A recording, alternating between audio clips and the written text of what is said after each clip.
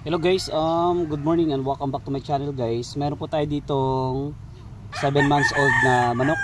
Bali yung problema ko dito, ito yung palong niya nakatabon na sa kanyang mata. Yan, nakatabon na po sa kanyang mata. So hingi lang po ako sa inyo guys ng suggestion kung pwede na ba itong pungusan o tanggalin yung kanyang palong at saka itong sa ilalim.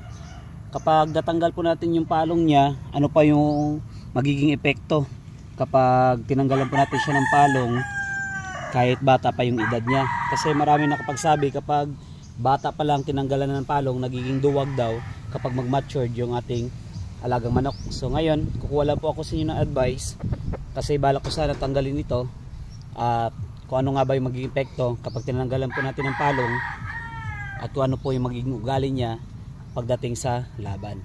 So comment lang down below kung ano po yung magiging suggestion ninyo at magiging epekto kapag pinungusan natin ng bata pa yung kanyang edad. Okay?